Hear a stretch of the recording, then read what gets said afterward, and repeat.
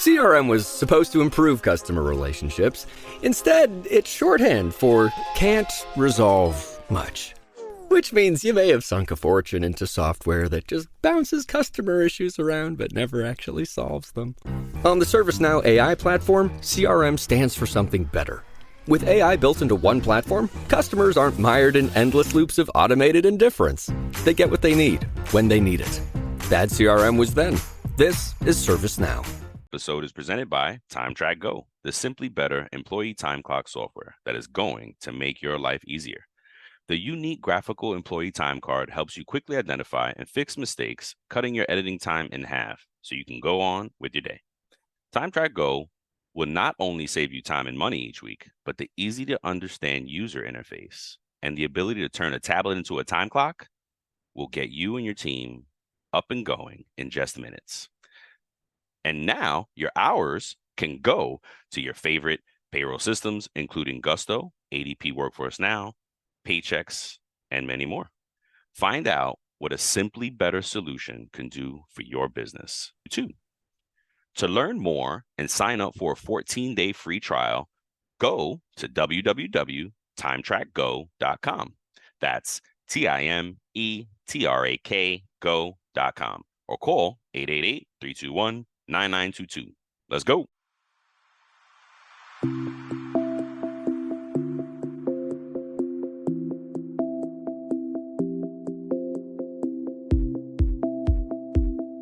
Welcome back, folks. Another episode of It's About Payroll.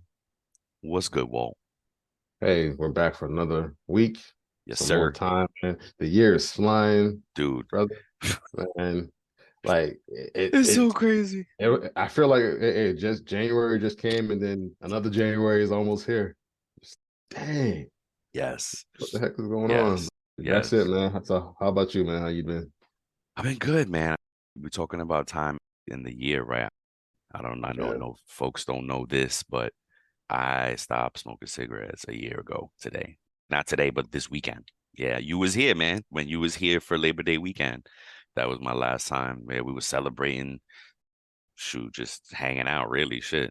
And I hadn't seen him at that, right? We hadn't seen each other in like 6 years. Yeah, man. From then, and that was the first time we saw each other in 6 years, even though we've been doing this, right? Because it was like it's so crazy.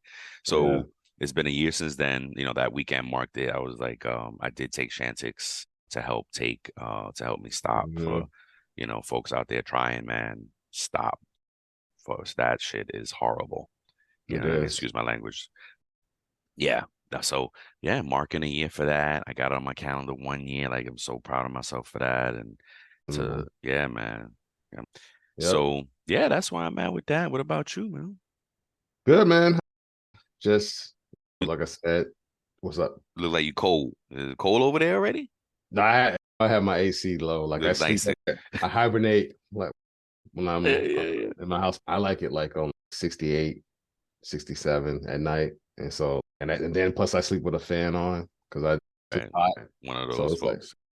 It's cold down here, man. Gotcha. Yeah, man. So today we are talking best practice for time and attendance. Yes. I'm always amazed. We haven't done this yet. And there's so much, folks. That's why we love being here for y'all. We love doing this. Yeah. Anywho, best practice is time and attendance. And we're just going to go through some things, folks. Like, this is basically if you're picking a system, if you're thinking about, all right, I may need a new system, right? And you're not doing an all-in-one, right?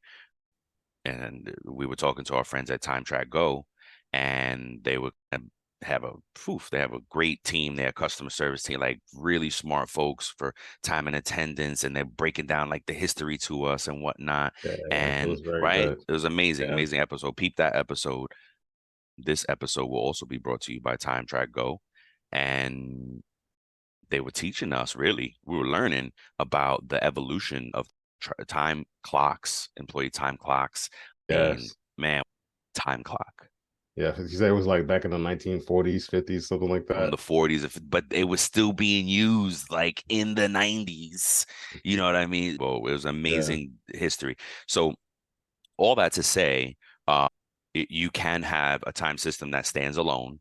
You don't have to use a all-in-one solution like we Mhm. talk about with Ian Giles and like we talk about with many payroll professionals. There is no one solution to everything. You know what I mean? Even the big folks, right? It's all about really this phase when you're like, I need something new. What do Mhm. I get?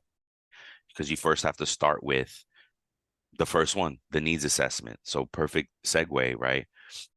The first step in this process is a needs assessment. It's what do we need to do?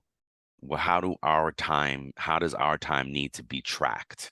And that even evolved over the years. And we've talked about how companies really got away with a lot of shady crap Yeah. because of lack of technology, because of lack of sophisticated compliant software, right? Yeah. And oversight and all the things we talk about on True Payroll Crime, because these employers were shady, doing shady business. It's probably I Yeah. think it's one of the name of the episodes.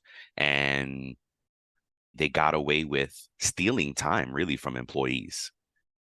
And there's a little snippet, there's a little saying that I said in there, and it was like, you have to pay your employee and coach the behavior. Yeah. You can't not pay your people. So whatever it is, like for again, back to needs assessment, first step in this process, you got to evaluate your business needs. What is it that your business does? Because guess what? If you're a salary shop, meaning everybody in your office is salaried exempt. The Use Case podcast is where technology vendors get to talk about themselves. And it's a wonderful place for vendors, investors, and practitioners to listen to the story of the solution, the features, the benefits, the attributes, etc. And we get to know the CEO or founder during the call, and we also get to know the tech. So subscribe to the Use Case podcast. Not overtime eligible and no need to clock in and out. You get your annual salary divided by your paychecks, right? And there may not be a big need for time and attendance. Maybe you just need the PTO thing, the request. So then it's well, that's all I need. I don't need the punch in, punch out. And again, needs assessment. Consider how big your business is. What are you doing? What is your employee behaviors? I like to call them this is characteristics or whatever, but I always called it. That's how I taught myself, like behaviors and whatnot. And then you want to look at the future. Are you going to be a company that's it? My shop is 10 people and it's never going to grow. Like how we were talking about it, we just need to build a good 5-man crew and we can rule the world. You know what I mean? Yeah. Or do you have a warehouse where you got a ton of hourly employees and you're growing and you want to keep growing, right? So you got to know where you want to be directionally, right? And there's a part in here that under the evaluate business needs part that says your specific industry requirements. Exactly. Right. So exactly. you, like, to your point, you may be in an industry that requires this level of system or time clock, and you got to start from here.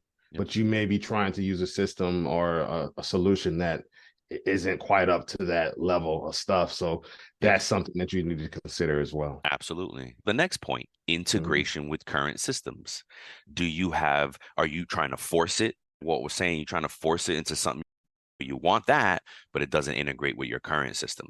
So that's part of this process, is choose something that you can easily integrate your tech stack. The good thing about today, it's a lot easier, and a lot of software companies and SaaS, software as a service companies, have realized that we got to work together. We have to talk.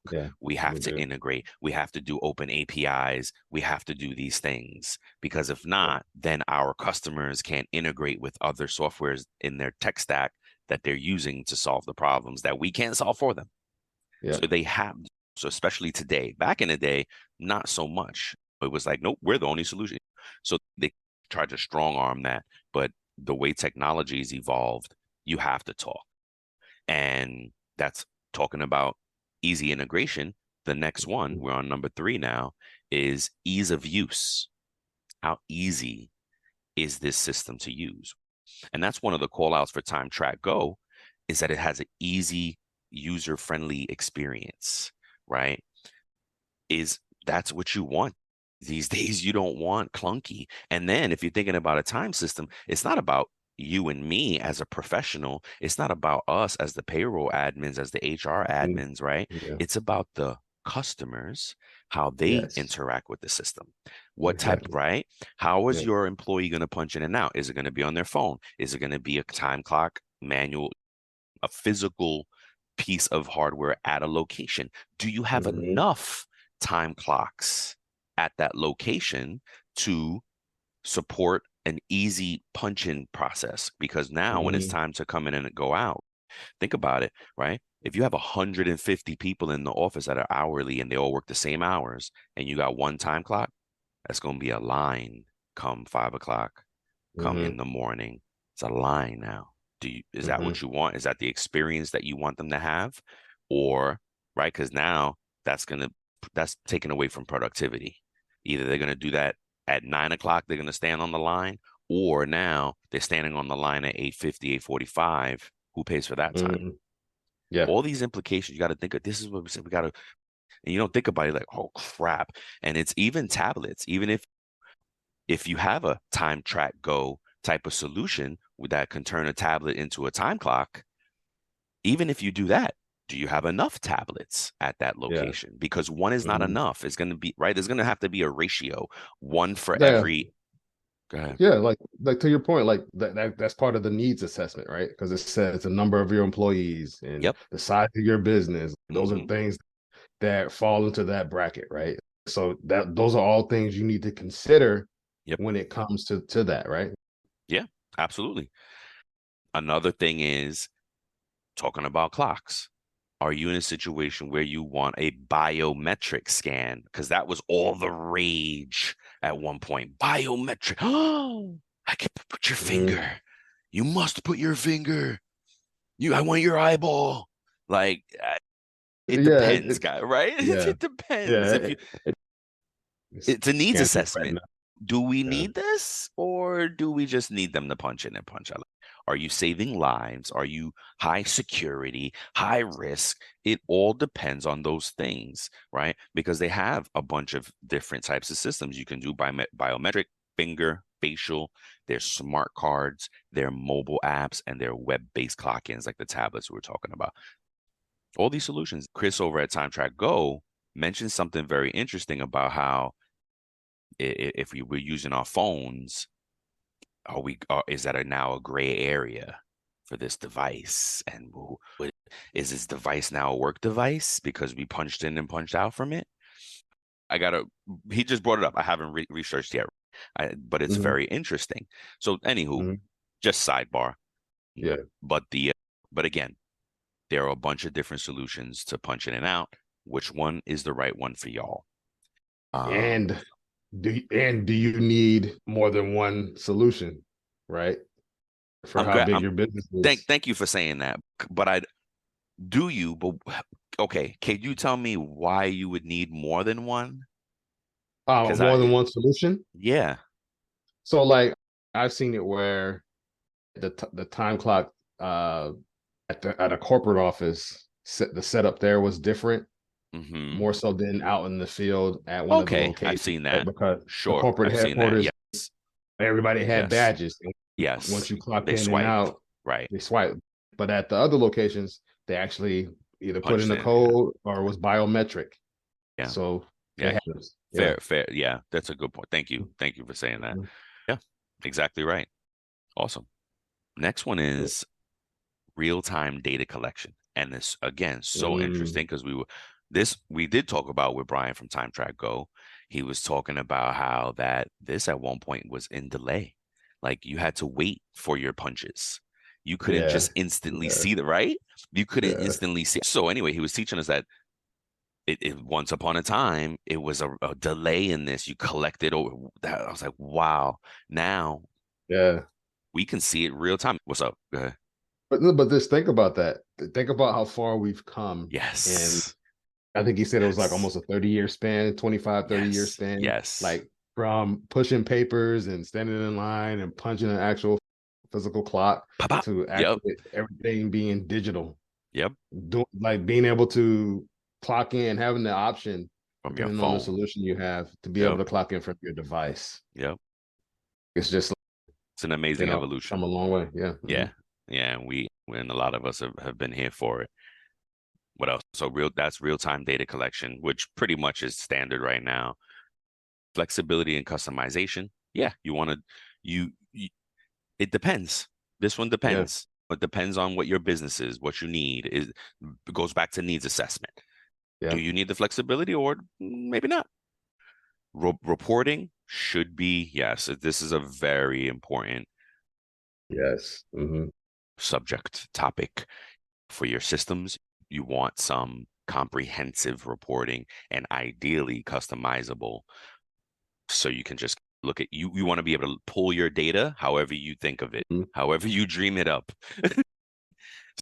And ideally without having to use like a third party situation. And those are great too, like the Tableau and these type of BIs where you can dump your data there and then reconfigure. But at that point, the further you move your data away from its source, the increased errors, increased situation, you know what I mean? The chance of increased errors increase. There we go. So you want to be careful with that.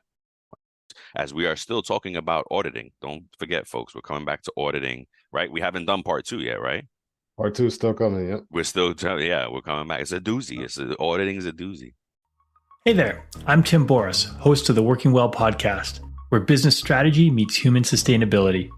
If you're an executive, a leader, or change maker ready to ditch burnout, build thriving teams, and drive real results, this is your next must listen. Tune in on the Work Defined Network or at timboris.com/podcast. And then the last one I'm going to talk about with you folks and then pass it over to my boy Walt here is compliance features. Big to do. That's a big to do. You want to make sure the biggest. Is it? Yeah. The biggest one is Cali. And we just learned I was putting Walt onto your camera. Get it back. There you go. I just learned that California is the number one state. How can I say? The most W-2 employees exist. This is the number one state that has the most W-2 employees. 18 million W-2 employees in California, which makes sense that they're so aggressive. They're very employee centric, being that they have the most. Easy one for Cali is some of their employees get 8 hours, get overtime after 8 hours in a day. Very employee centric. They also have final pay rules. They're stuff we're going to cover on another show. Don't worry, we got you, Cali. Yeah. And basically, does your time system, time and attendance system have these little bells and whistles, these things that you can build in? Because some of them have it. Specifically California meal break for lunch. They're very aggressive on that law. Folks got to take lunch at a certain time. And if they don't, the company gets penalized. There's opt-outs and waivers and stuff like this, but you have to set it up. You have to document it. It's a whole big to do, right? So if your system can handle, this is what we mean by compliance features, those type of things, your overtime rules, your regional, local, federal, all those things that you could possibly put into your system. Can it hold it? So that's what I have for you. I'll take it away, sir. Yeah. All right. So the next one that you should consider when it comes to time and attendance is the mobile capability. So basically, if you have workers who are remote or travel a lot and you require that they clock in, does the solution that you pick have the option for your employees to punch in from their app or punch in via the web? This is a big one, right? The next one is reliability and accuracy. You want the time and attendance system to produce accurate time cards to avoid any discrepancies in payroll. That goes back to making sure that all the compliance pieces are set up, that the OT laws for California, for instance, it's over 8 hours in a day. So that's something you want to make sure that it produces reliable and accurate results for your company. Another thing that's really important, and we talked about this in the past, is security features, right? So this protects against unauthorized access, any data breaches. Like we've talked about the cybersecurity threats, we talked about different information, and a lot of these time clocks, they can hold up personal protected information, right? And if you don't have proper security, your people's information could be at risk for exposure. So that's something you really want to think about as well. Another big thing to think about is the cost. Bottom line, you want to evaluate the total cost of owning it, including the initial cost, the maintenance, any subscription fees, and compare this to any potential savings. Are there going to be any gains in productivity? Those are all things to consider. I found this interesting. They say feedback from the users. And I think a lot of companies may not consider this, right? So the people who are actually clocking in and clocking out, should we really listen to what our employees are saying if it's frustrating them? This episode is presented by TimeTrack Go, the simply better employee time clock software that is going to make your life easier. The unique graphical employee time card helps you quickly identify and fix mistakes, cutting your editing time in half so you can go on with your day. TimeTrack Go will not only save you time and money each week, but our easy to understand user interface and the ability to turn an ordinary tablet into a time clock will get your team up and going in just minutes. And now your hours can go to your favorite payroll systems, including Gusto, ADP Workforce Now, Paychex, and more. Find out what a simply better solution can do for your business. To learn more and sign up for your 14-day free trial, go to www.timetrackgo.com. That's TimeTrack go.com, or call 888-321-9922. Let's go.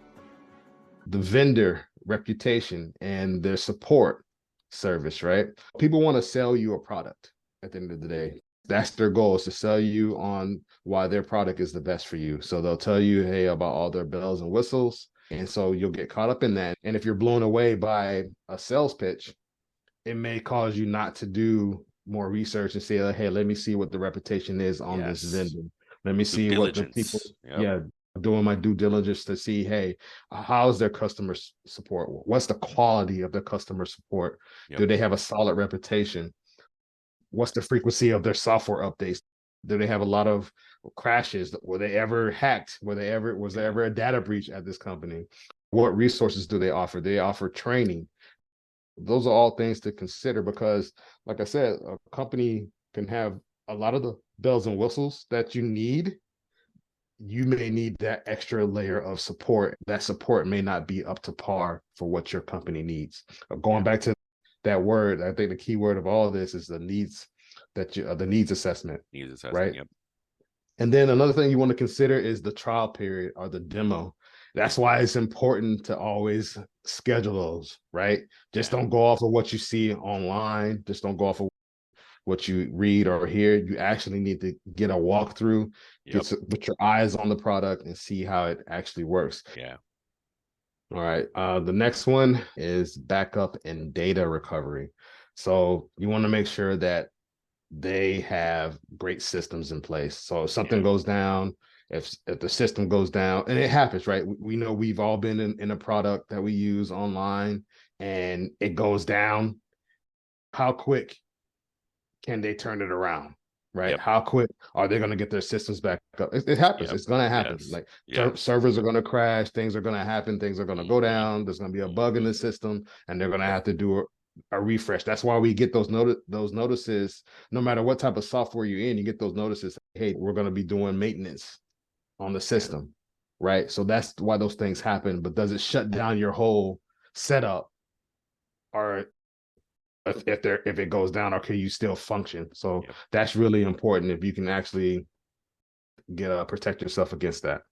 And then the next thing is the cloud option versus an on-site option, right? So a lot of these time clock systems, especially Time Track Go, they use cloud technology, right? So Yep. you have access to save your data on the cloud and it's protected. And we had a discussion with Chris and Brian from Time Track Go, and they were saying like the cloud is probably the most secure, if not the one of the, if not the most secure than other options that are out there. So it's something to really consider, whether to get a cloud-based system, which can offer more scalability, remote access benefits, or an on-site system, which might give more control over the data. And that you got to decide and figure out which one is more right for your business. Yep. You know what I'm saying? Like, and really figure out if you have multiple locations all over the country, then maybe a cloud situation might be something better for you. You never know, or you might need a little bit of both. Who knows? Yeah. What you get, right? So that's pretty. This is William Tincup, and I'd like to talk to you a little bit about Indeed FutureWorks. Ryan and I attended the conference last year, and we created a limited series for Indeed where we talked to their customers. Great stories around TA and how they use Indeed to the max. So check it out. It's just Indeed FutureWorks 2024. You could search for it wherever you get your podcasts. Thanks. Much it, man. Anything else you want to add? No, that's it, really. Yeah, that's it, man. That was a good show. Yeah. And remember, again, there is no one size fits all. Don't believe the salesman that's, I got the one. Don't worry, ours is good for any. Nope, they're selling. And I guess something that they didn't cover here is, or maybe it's in the, what was it? Validate do the background, the vetting, the vendor part of it, the reputation. Yes, there you go. But still, part of it is that sales product. It's a classic thing within amongst payroll professionals that they said one thing in the sales, and then when they actually get to it, it's different. A lot of pitfall too. The people who pick the systems are not involving the people who use the systems, and not even the end user, the administrators, the day-to-day folks. That goes back to the other piece, feedback from users. Like you said, not yet. You're not involving the people who are going to actually use it. So you're not really just looking at their feedback, right? Yep. We're part of plenty of companies where, and all of us, I'm sure, as payroll professionals, are part of plenty of situations that the company is just looking at the dollar amount. Like, we're going to save a ton of money. Change systems. But they didn't involve the people who use it. And that's what I was thinking about when it said get feedback. It was like, feedback, man, that's a nice to have, because, and I think that's what I was saying when my I was muted. It's a nice to have because most folks don't think about that.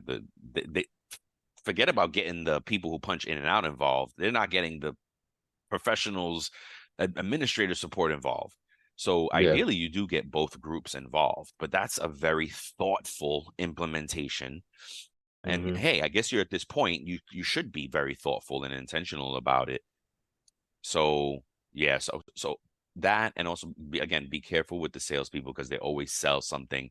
Yep, we can do this, we can do that, and then it's very different when it's implemented. So we can do it, but it's going to be a manual process on your part. So. Yeah. That's a good one. That's a good one.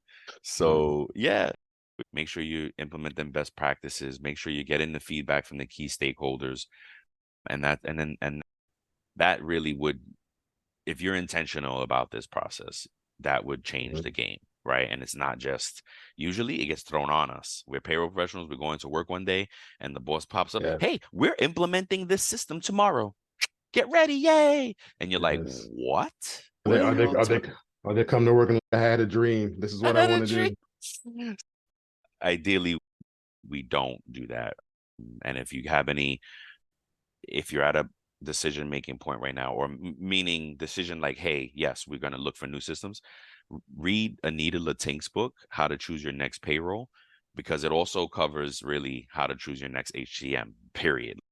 Honestly, you could apply her rules to how to choose a next SaaS system. You know what I mean? So if you're anywhere in the HR payroll space and you're trying like, okay, how do I choose this next system?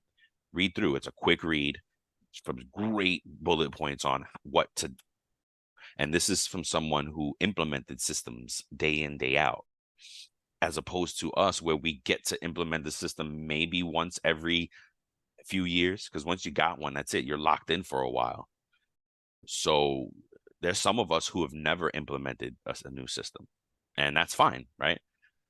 That's the beauty of payroll. Like, we are so dynamic. There's folks that are all over the place, like with our careers, and they're so exciting on where to go. But yeah, what else, man? You got anything? Closing thoughts here? I think it was a good show. I think that as far as best practices and tips for time and attendance, I think it's covered a lot. To your point, when you initially started this off, you said there's so many things here that we touched, even if some of them overlapped a little bit and crossed. There's so many things to consider. Yes. When it comes to time and attendance solutions or systems, right? Yeah. So I just really think that this is something that we're probably going to revisit in the future, especially as things progress and AI progresses and systems progress. And I think that we're going to be, this is going to be changing. The options may change. I think the whole thing may be able to change as far as the options that you have and how you can freaking access stuff.